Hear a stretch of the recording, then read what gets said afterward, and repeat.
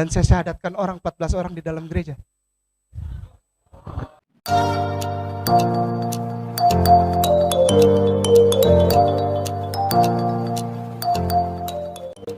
Halo teman-teman, berjumpa lagi dengan Brother Phil. Seperti biasanya kita akan menanggapi video dari saudara-saudara muslim. Dan kali ini kita akan menanggapi kembali pernyataan dari Ustadz Kainama.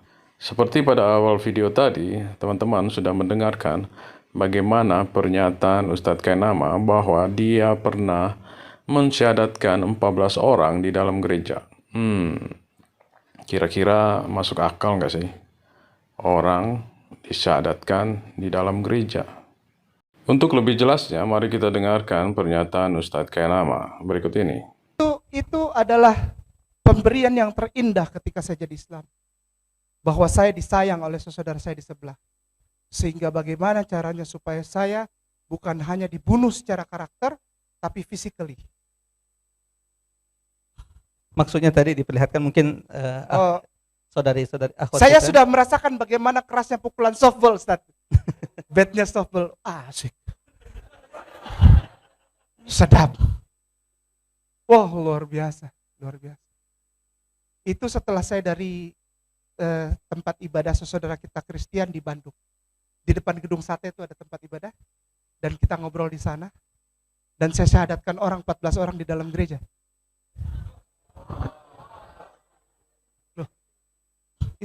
Oke teman-teman, kita sudah dengarkan bersama bagaimana pernyataan dari Ustadz Kainama. Dia menyampaikan kisahnya di mana orang-orang Kristen mengundang dia masuk ke gereja mereka.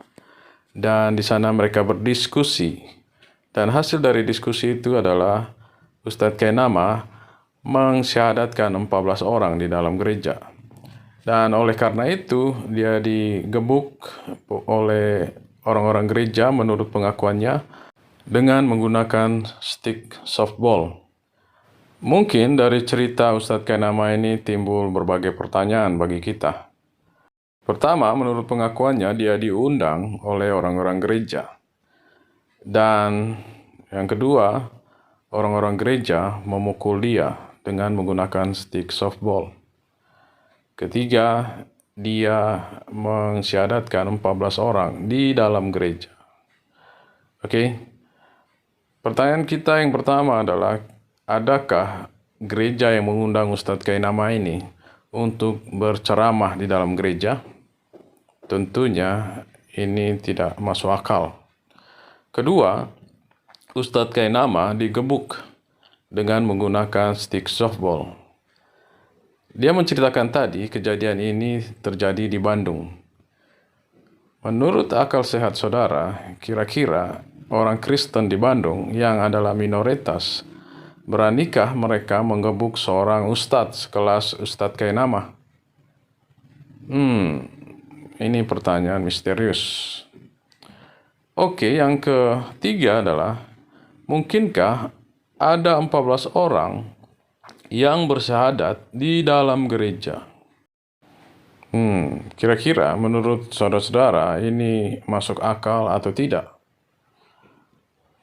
Mungkinkah jemaat atau pendeta di dalam jemaat itu membiarkan Ustadz Kainama menyampaikan dakwanya di dalam gereja dan membiarkan umat dari gereja itu meninggalkan Kristus?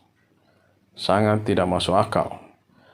Dan saudara muslim sering menggembar-gemborkan bahwa dilarang menyampaikan atau menyebarkan agama kepada orang yang sudah beragama. Tetapi yang terjadi, Ustadz Kainama justru mensyahadatkan 14 orang di dalam gereja. Jika kita menggunakan SKB 3 Menteri yang selalu digunakan oleh saudara-saudara muslim untuk menghalangi penginjilan, artinya Ustadz Kainama sudah melanggar undang-undang ini, karena telah mensyahadatkan orang-orang yang sudah beragama di dalam gereja. Oke teman-teman, silakan teman-teman menilai sendiri apakah pernyataan Ustadz Kainama ini masuk akal atau tidak. Dan yang saya herankan, tidak ada satupun dari saudara-saudara muslim yang mengklarifikasi pernyataannya. Apakah benar demikian? Jika ada saudara muslim yang digebuki dengan stick softball, apakah saudara muslim yang lain akan diam saja?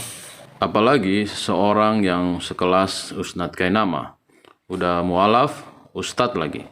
Dan menurut pengakuannya, dia sudah memualafkan ratusan orang. Kalau saya yang dari 2009 aja, mungkin sekitar hampir 700 ya. 700 kurang 3 orang.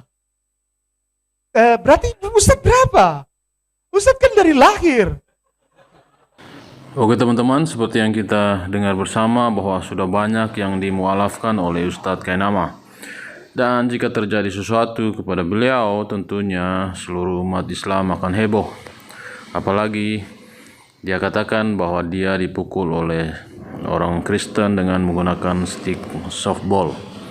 Dan mungkin pernyataan dia yang berikut ini lebih mengerikan. Nah, di borgol itu tidak enak. Di borgol itu tidak enak. Kayak masuk angin, Ustaz. Kalau kita pasang klek gitu borgol, saya rasakan tidak enak. Anyep gitu. Kembung perut langsung, masuk angin. Gitu. Gara-gara di borgol. Apalagi kalau ditaruh di sini. Aisyah. Mantap, Ustaz. Tarik bunyi klak, lalu pulang. Kau nanti sore ada ibadah jam 5, namamu masih ada. Kau naik mimbar nanti sore. Bayangkan kalau ditaruh.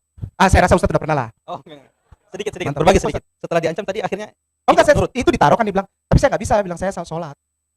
Terus beliau yang bawa pistol ini bilang, kalau gitu aku tembak kau dengan darah Kristus. Kan itu kan bagus.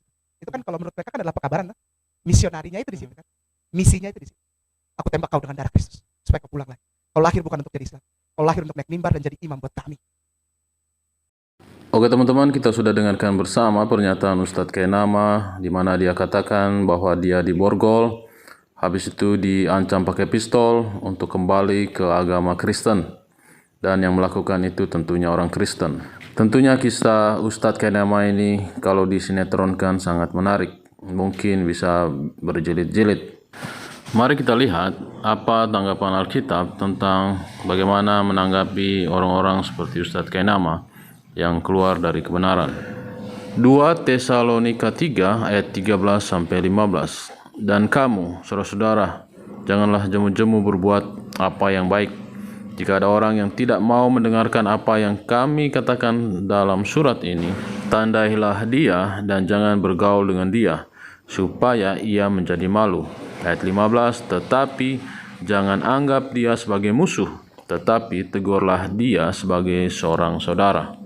Oke teman-teman, itu adalah nasihat firman Tuhan kepada kita bagaimana menanggapi orang-orang yang tidak menerima ajaran yang disampaikan oleh Alkitab.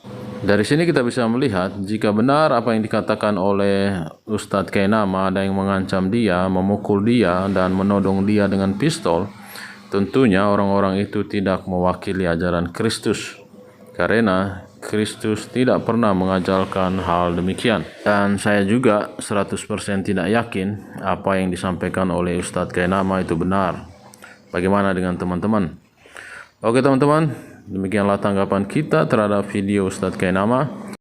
Jangan lupa bawakan selalu dalam doa saudara-saudara kita Muslim, khususnya Ustadz Kainama, karena Tuhan kita mengasihi dia sama juga seperti mengasihi kita. Tuhan Yesus memberkati.